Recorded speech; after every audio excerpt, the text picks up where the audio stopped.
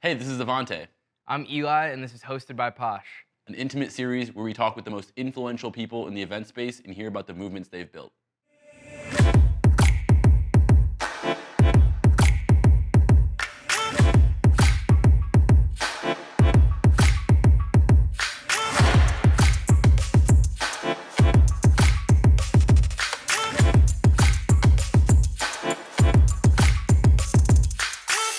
So take us from early days cat-loving boy to your first experience with comedy. I grew up right outside of the village, 18th Street, 25th and Broadway. 25th and Broadway, I used to go to the Comedy Cellar all the time. And yeah, I used to go with like my fake North Carolina driver's license, which I got on 8th Street. Do they still have those there? Really? No, you gotta order them with Bitcoin now and shit like that. Really? Yeah. 8th Street, they had like a bunch of shops where you can get fake IDs, but like, What was like the front for the shop? what was that? What was the front? Probably like a smoke shop, I think. But I used to get my fake ID on 8th Street and used to get into the cellar, and I was like 14, 15 years old. Yeah. And I used to see, I remember seeing Seinfeld there, and Chappelle, and Chris Rock, and Daryl Hammond. What drew you to that at 14 though? Did you have some parental exposure to the comedy space or? No, nothing. Actually, two of my friends from high school were doing stand-up. Oh, interesting. They never performed at the cellar, but you know what a bringer show is? I don't. A what? A bringer show? No. A bringer show is if you're an amateur comic, the way to get stage time at a club is if you bring like 8 friends. It's called a bringer show in the comedy. DJs do that basically. Yeah, so it's like the same thing. So you can perform it on stage somewhere, you got to bring like 8 to 10 friends. And you don't get to perform before you like ensure the people are coming, or like how does that? Yeah, and like the producer is usually like very strict about that. Where if you have like 7 people, like you can't perform. Are the guys that are on the block in West Village, is that what they're doing when they're like $5 for the comedy show? Do they Some hit of a number? them are like bringer comics Yeah. where they just need to get people in order to perform. But just some of them are like part of a street team where they just sell tickets on the street and make money. When did you see the club that you run now for the first time? I probably went there for the first time in '96, maybe. Yeah. was already 10 and- years old. And I used to go there. What? He's already 10 years old. Yeah. So Yeah. I used to go there. The janitor, Oscar, used to give me free tickets. So he used to meet me at the side entrance and give me like a stack of tickets. Damn. And That's I was awesome. like, I'm going to buy this place. That was the inception point where you decided to buy it? No, but it's a good story, right? Yeah. No, like I knew like I was figuring out what I wanted to do. So 96, you decide you want to buy the venue. No. So '96 is when I first went there. Oh, got you. Okay. And then 2008, Yeah. I heard was for sale, and I was living around the corner on 79th and West End, and that's when I bought it. And take And us then through when that I bought it, process. Oscar, the janitor, was still there. Oh, wow. Yeah, and I let him go. Take us 'Cause through the you process. let him go? Remember when you gave me free tickets? Yeah. And then I let him go. Because you didn't want to hire like a No, thief. that's not what happened. But now I seem like a total like liar. No, but Oscar was there. Oscar's gonna watch this and he's gonna hate you forever. Oscar was there when I took it over. Yeah, it was really cool. And why'd I'm you like, let him go? It was like a year or two later. Just, Differences? we had differences on the way he would mop the floor. Yeah. We bought him a new mop and he didn't want to use it. He insisted on using his old mop. So take us through the process of buying a venue, because I'm sure there's a lot of people out there where their dream would be to own one. Yeah. What's the first step? How do you find out about the pricing? Do you take out like some sort of the equivalent of a mortgage? How does that all work? That's a good question. So, let's see. I was 26 when I heard it was for sale, and the deal ended up going through a year later when I was 27. Yeah. So when I was 26, I saw an ad that the club was for sale. I was in a different industry before comedy. I was in telecom. Okay. So I started a telecom company when I was 24. Gotcha. And then when I was 26, Like selling people internet service or? no, it's a little complicated. Okay. That might be for a different show. I can briefly Yeah. go into it, but do you know what voice over IP is? Sounds familiar. VoIP? Yeah, VoIP. It's basically routing phone calls over the internet. So when you make a phone call right now, it's actually going over the internet really? lines to complete the call. Interesting. Yeah. Okay. So back in the early 2000s, phone companies like Verizon, T-Mobile, Yeah. they started using VoIP to complete phone calls over the internet. But in order to do that, they needed partners in every single country where their customers were calling. So, for example, if Verizon had customers calling Kenya, they needed to have a connection into Kenya. Right. So I would build a route, it's called, into Kenya, like a phone network into Kenya, and connect with the local phone company in Kenya Wow. to complete the phone call. Wow. How did you So- find this problem? And how'd you find the people in Kenya? It was Yeah. crazy. So, I mean, yeah, this is more interesting than comedy. So, in my closet in my apartment, I basically built like a phone network. It was in Trinidad. That's where my first network was. Yeah. It's sort of like, remember Napster? Was that the pirating music? Yeah. So it's like Napster and music. This is like what it was for telecom, using the internet to route phone calls. And so just by like music. building this out, you scaled it up to a few locations and Yeah. you sold the company? Yeah. Wow. So then you had a bunch of caps. So that's for the Yeah, first so step that's for the how I venue, made going that's back to how the I venue. made some money, where I was able to buy the club. Right. So I So figured first it step out is in you need some Trinidad. money. Well, the VoIP company was a cover-up for the elaborate drug trading network that you had. A lot of under it, I'm people sure, thought yeah. that because like I was building routes, and it started in Trinidad and then Jamaica, and we did a lot in West Africa. So we were in Guinea, Liberia, Sierra Leone, we were in Sudan. So how much did you need for the down payment for the space? For the club, Yeah. And like try to adjust for inflation, like so people can get an idea of how much it costs to get a venue now. I mean, I bought the club for a few $100,000. Financed or just like? No, just Wow. yeah. And what's the so it took And a I year didn't to know. close I the have deal. I think I have ADD. So, I was given like the lease from the landlord, and I remember just like sitting there. It was like 50 pages long. Like I read like the first page like 40 times. Like I couldn't get past it, and then I just like signed it. Did you do any due diligence? No. P&L? No, nothing. No. And now here we are, 15 years later, and it's obviously doing well. So What is your day-to-day then, running a comedy club? So we're working on like so many different projects right now. So, so there's the venue on 78th and Broadway. So it could be looking at the night before sales, ticket sales, and just like drink revenue, how we did. Do you compare promoters to see who's best and stuff? Like other clubs. No. Like for your club, are there different promoters competing to have the most sales, or So we don't really have promoters. so it's all just direct to the? Yeah, Gotcha. yeah, we don't really have promoters.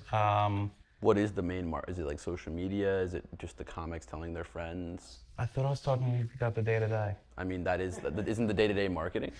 So I have a marketing director. Okay. Her name is Natalia, and she's amazing. And she creates our organic social content. So Instagram, Facebook, Twitter. Gotcha. So miscellaneous admin stuff in the morning, pretty much. For me, Yeah. so I mean, it's back and forth from just like club stuff to managing my team. Like we do so many shows in the venue, and we do a lot of pop-up shows around the city and the tri-state area. So it's just like keeping on top of my team. Hey, we got to get this flyer to Core Club or Harmony Club. Or we do a show at Laughing Man Coffee, Tribeca every few weeks. So, pushing my booker, hey, we gotta like book the last comic for the show. So a lot of it's that, just like pushing, to get stuff done, whether it's like a flyer or a lineup. So how many shows a week are you managing right now, total? I mean, Do all probably the events. 20 shows a week. 20 shows a week. Yeah. Wow. But then, so there's Stand Up New York, which is what our friend here was saying, which is like the main spoke on the wheel. Yeah. So stand-up New York, it's been around since '86. It has a very rich history. Everyone knows about it. And then we have Stand-up New York Presents, which is our pop-up shows. Yeah. We've been building up a lot lately. So that's producing shows at private member clubs, country clubs, co-working spaces. So partners are a big aspect. You Lately, have yeah. a well-known brand, and then the product is the comedians and the shows. What is the split between brand and product in terms of what you think is bringing people out? Like, is it 90% just the name gets people out, or is it 80% people having a good time so they return? How do you break down the split between brand and product? Yeah, that's a good question. Credits, the comics sell the most. Yeah. So for example, if Amy Schumer, if I found out Amy Schumer is going to be at the club tonight and we can promote her, we'll sell out. You never gotten comics that big. Yeah. Oh, wow. Yeah. But basically it is product. It's not people coming for the stand-up brand necessarily. It's a combination, but I'm just saying the easiest way to fill the room, we have 120 seats, is if we could announce good talent. good talent, like a name. So we have an email list of 60,000 comedy fans, and we have a big social following. So if we can announce Tracy Morgan just added tonight, we send out an email, or we post on social, or we put out a text message.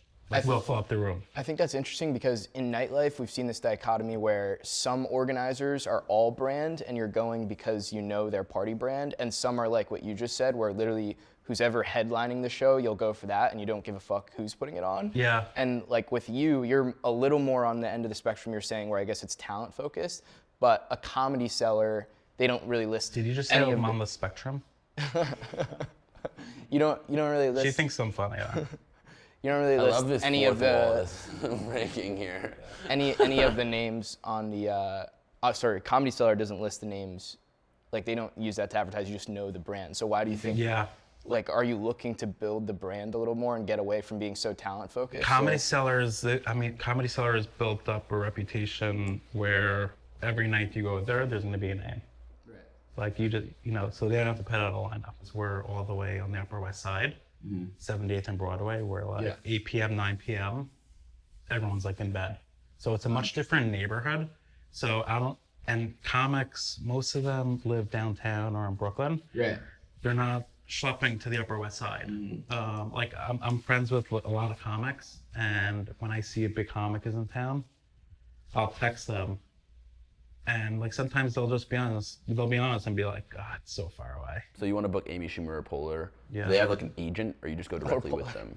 Those comics all grew up in the clubs, before they were famous, and they come back. Without an agent, they'll just. No. So they just walk in, or they'll call me or text me, or Wow. if we have a big show at the club, if we have an event and I need a big comic, I'll reach out to them. And you don't have to spend a lot of money when they just contact you. No. Yeah. Really? Yeah. Those experiences at the club where Chris Rock comes to practice his Oscars monologue. Yeah. That's what they do. That's those are the best nights, because we're hearing jokes that no one's ever heard before. Jokes. Yeah, and you see the creative process because they're testing it out on the audience, and some work, some don't work. How did you initially? So you talked about how you have the phone number for a lot of these comics, and you'll see when they're in the city. How do you get a Rolodex like that going, especially for all of our nightlife organizers watching? DJing is very, very similar to the comedy space. Everything you're describing is the exact same how it works with DJs. 3 nights before, you might have a guest appearance. It's not through a talent agency. How do you get the ball rolling and get some of those numbers? Having a venue is definitely makes life much easier. However, you don't necessarily need a venue to build that Rolodex. So if I was giving advice to a younger comic, so it's hard for a younger comic to get stage time. There's a million comics out there that want to perform on stage. I would suggest for a younger comic to produce a show, or produce their own show. So come up with the name of a show, do it once a month at a club, because then they're a promoter basically. And Yeah, that's what he was saying about promoters. So you don't have people do that, though? we call them producers. Oh, so you guys do have that. Yes. And what is We the don't deal call them structure? Do they have promoters, we to call them pay to rent producers. it out? Or- No, so it's a door split. So Okay. it's typically we give them 70% of the Wow. tickets. Yeah, we take 30%, but then we take the drinks. Gotcha. Drinks. Yeah. So Very similar to if you're a nightlife. comic and you email us like, hey, I'd love to produce a show at your club. I can bring in 50 people. And I'm like, great. Like, we'll give you like a slow Tuesday night. And then if you bring in 50 people, like, we'll do it again every month. And then regarding building up your Rolodex of comics. So once a club owner gives you the go ahead, all right, you have like Tuesday night to produce a show, the show's in a month from now. Then you just reach out, like, who's your wish list of comics? I mean, you're not gonna message like Chris Rock, but maybe, I don't know. But to perform with you. Yeah, to be on the show, let's say it's like 5 or 6 comics. Right. So you can get 5 or 6 pro comics that have done like late night sets on your show. And like most of them are pretty like accessible. Wow.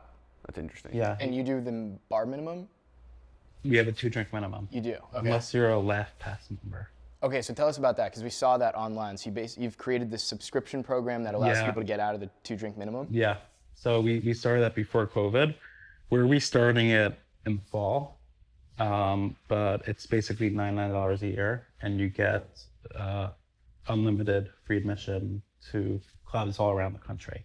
Wow. So you don't have to pay cover. There's no drink minimum. You get advance notice when a big name comes in. So if we know Amy Schumer's coming in, you get like a text message, VIP seating, that sort of thing. And how did you get all these clubs across the country to get on LaughPass? I had someone call them. Really? Yeah, and I was on a lot of the calls also. And they were just, people were obviously open to it. And it also, again, helps that you're a club owner. How do these Because clubs I'm make able to revenue put then? myself in their position. Like, hey, I know, because they get to control like which shows they're giving away. So I can speak to another club owner and be like, do you have any slow nights? And they'll be like, yeah, Monday through Wednesday. So I'm like, all right, give us like 10 tickets a show.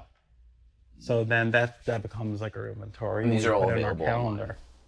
Yeah. Right, on So all you portals. can, if you live in Denver, and we have a comedy club in Denver, you can see what shows are available to LaughPass members on the calendar. So the $99 a year is full profit. You don't have to share that with the other venues because No. you're giving them business. No, yeah, Wow. That's yeah, awesome. because people are buying drinks. you essentially have a startup. So on your we're hands. filling up their seats Right. on nights where they need help, and they're bringing friends that are not LaughPass members, so their friends are paying cover, and people are buying drinks. Right. So why and not? the venue gets to control the inventory. So like they don't have to select like Saturday night or Friday night. They can choose what free tickets they want to give out for slower nights. Right, right. So I assume that most nights on LaughPass are the slower ones. Then, like, if I want to go out on a Friday night and I have LaughPass, At my club it's like every show, every night of the week. Yeah. But besides comedy shows, we also put on the calendar anything comedy related. So it could be a off-Broadway show or a live podcast, or Kevin Hart came out with a comedy a few years ago and they gave us like free tickets. Oh, wow. We have a lot of partnerships with like streamers and studios where they just give us like free tickets to like a premiere or like a late night talk show. Right. So it's anything comedy related. That's the plan. COVID, like, people love LaughPass. They feel like a VIP if they get a text message, Jerry Seinfeld's going to be at the club in 30 minutes. Like, they run over. Right. They feel like that's the feeling we're trying to create. And you have an engineering team building it, or like? Yeah. Oh, wow. Yeah. Wow. So you mentioned COVID. Take us through COVID, because I know that was a crazy difficult time as a venue owner. Initial reaction. What was the action plan? How did it work? It was crazy. I mean, remember the night, I think they canceled the NBA season, right? That's when like I knew like things were. We're big NBA fans, so. Yeah. Yeah. Seriously? No. That's when I knew, like, that's when I got scared. Like, this club is gonna shut down. Yeah. And like, I don't know when it's gonna reopen. So I just like, I went online and just like looked at my bank account, like took everything off like auto pay. You know, I'm like, I don't know like how long. Yeah. I went into like survival mode like right away. I was like very scared because like I didn't know how long this was gonna last. And are you able to cut all OpEx immediately, or? Yeah, mostly. Yeah. And there's no rent because you own the place? I mean, I don't own the place, but we have a good relationship with our landlord. Yeah. You know, who's very understanding. Oh, so you bought the brand when you bought it, Yeah. but not the venue itself. Yeah, Oh, about the name and everything that. And what do you say to staff when something like that happens? I mean, I don't think we had to say anything because like you they had just to stay home. Yeah. But you had to do layoffs, right? I think just like everyone went like on unemployment. So what was the We relationship? got like PPP. And, So how'd it go with the government? That's what it was about. It was good. I mean, again, like we were closed for 13 months. Yeah. And Damn. so March, April, May, it was just like I was like sitting in the club alone because like my kids were also home. They didn't go to school, so they were So you're running away from they them. were doing like the Zoom thing. Right. And yeah, I would go to the club in the afternoon just like to get away.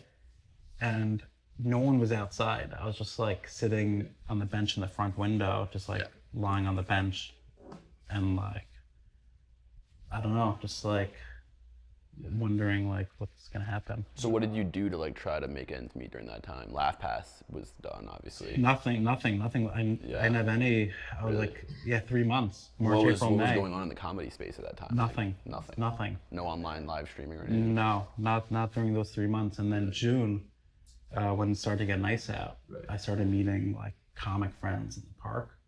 And then we started to, just like start talking about comedy. I'm like, oh, we should start doing like open mics again.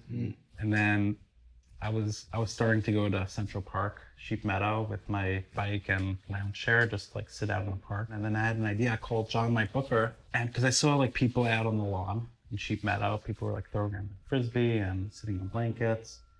I'm like, why don't we do like a show in the park? And he's like, it's not a dumb idea. So right away, he called some comics, like, hey, like, let's do a show like in 3 days in Central Park. And it was like a huge hit. There were like 50 people that came, like the first show. And we did it under a tree. And people loved it. Comics were like, we haven't performed in 3 months. We loved it, even though it's like on the grass with like no microphone. And the people that came out, like after 3 months of being indoors, it was amazing. Those are the best COVID stories. That was our opportunity to like make a splash and like let comics know like we love comedy and we're doing something for comedians and something cool. So we ended up producing 50 shows a week. 50 shows a week. 50. Outside? Outside. So we did Saturdays, we were doing 10 shows. Wow. We were doing shows, we had 2 locations in Central Park, one on the west side, one on the east side. We had Battery Park City, we had an awesome show. McCarran Park, Prospect Park. We sold tickets. So across those 50 shows, how many people were there coming to these shows? Between 20 for each. 40 and 100. Per show. Yeah, Saturdays in Central Park, we had 100 people.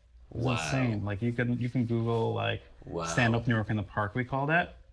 We had Ronnie Chang, Crazy Rich Asians, and Mark Normand, and Melissa Villasenor from SNL. We had everyone knew about this. Wow. And like we had big names come to our park shows. Like on a Wednesday, we would have a show, 2 shows in Central Park, a show in Battery Park City, a show, 2 shows in Brooklyn, on like one night. It was insane. And you never got shut down or anything? It was legal technically? No, the city wasn't giving permits. The only location that gave us a problem was Battery Park City because their park is like privately run, and they shut us down like twice. But then like we, rebelled and wouldn't leave, and they just left us alone. Wow. We had like video of like security trying to like get the comics off the lawn. We It was gotta like splice that in. prohibition. Like, That's insane. We know people that like threw like more like raves that got like $100,000 fines for Yeah. hosting even events. We don't know outside any and of those stuff. people. I don't remember that. oh, so you guys would like this story. So there's this like loser like comedy blogger. Okay. He's always like canceling comics and just like nitpicking the industry. Yeah. Like trying to cancel them. Like no life, you know? Okay. So he wrote an article about us that we were putting comics in harm's way by producing shows in parks. You know, and he's in Idaho, in Boise.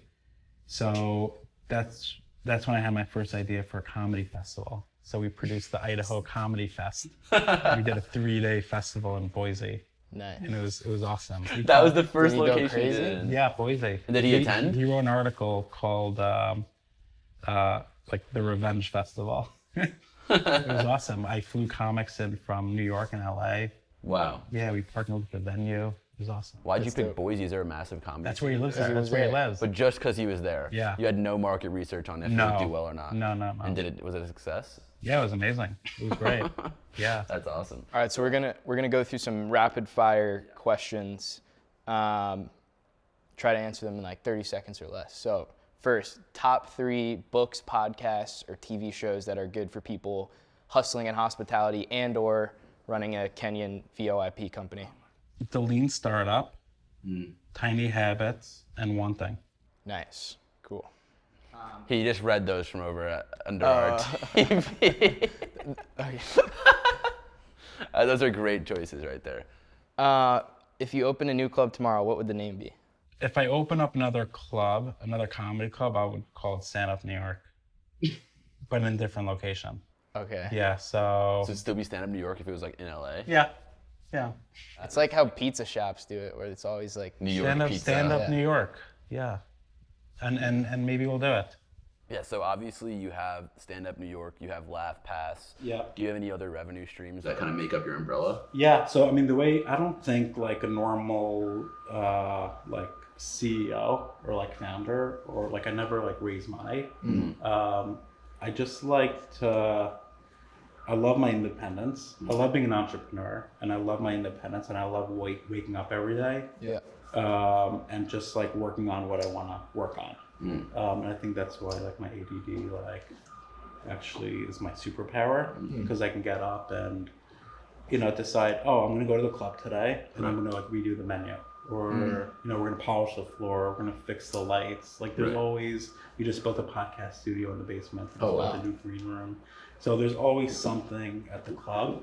I look at it as like my boat, So I go to the club, I walk, there's a few blocks away from my house, and there's always something to like tweak and work on. Yeah. And that's like my mentality. That's it's dope. not like, how do I do like Q2, like I just like Putting the roll pieces with together it. as it Yeah, goes. like Right. just improve like every day. But like, through make this progress mindset, every you've come day. up, do you have like merch or do you have So- other things? Yeah, so I mean we sell tickets, Right. we sell drinks, we have merch. We started a podcast network 10 wow. years ago. 10 years ago. Yeah, so it was Wow. it was at like the beginning of podcasts. So And you have sponsors on that or something? yeah, or? we've launched. Yeah, we have ads and we've launched a lot of hit podcasts.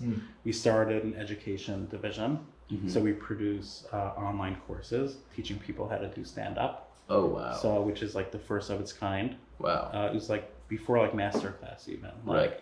if you want to learn stand up, you pay like $187, and it's a 20 video course curriculum taught by 7 pro comics. Wow. So you can take the course, go through the 20 videos, learn from 7 pro comics, and you can learn how to get to your first 5 minutes of material. So you should do that. And then from there, like, all right, we have this course. Let's do like panels at the club. We have the venue. Yeah. So once a month, let's bring in like a comic or a booker or a manager or an agent or a comedy writer and have live events at the club. So we do that. Festivals has been really big for us. Right. So besides Idaho, we produced 3 festivals this past year called the Chosen Comedy Festival. It's a Jewish comedy festival. And we did the first festival in Coney Island. at the Coney Island Amphitheater last August. We had 4,200 people. Wow. And then we did Miami in December. We sold out 2,500 seats. And Wow. then February we did the Orpheum Theater in LA. We sold out at 2,000. So the brand really is like national at this point. Yeah, and then the Chosen Comedy Festival, we're going back to Brooklyn this summer. Yeah, and then we're looking at Israel, London. Wow. We're doing Houston and Dallas in October. So the Chosen Comedy Festival, it's going to be a tour. And then I'm also developing a pilot, which we're shooting this summer, which we're pushing to streaming services. For what kind of a show? I can't say just yet. Okay. But yeah, we're shooting it in July. I feel like we found our voice during COVID when we realized like we don't need to just conduct business like inside the four walls of the club. Is that the biggest learning you kind of had from COVID? Is like Yeah. not being confined to the space? Exactly. Yeah. So we were doing shows. Churches were allowed to be open. Okay. But clubs not. So we created the Temple of Laughter, and we held services in a church. That's genius. I wouldn't have thought of that one. That's dope. Yeah, it was crazy. And then we just got like fed up. 13 months, we're still closed. Everything around us is open. You know, bars, restaurants, bowling alleys, movie theaters, churches, synagogues. So I sued Governor Cuomo, to reopen the clubs. Yeah. Because comedy is a nightclub essentially, or like how are they categorizing it? They just were not giving any guidance to venues. Venues, gotcha. Yeah, so music venues, comedy clubs, we were the last to open, and we were given no guidance from the state. So I sued Cuomo, and I did a lot of like news interviews about it. And then the next day, Cuomo announced at his press conference that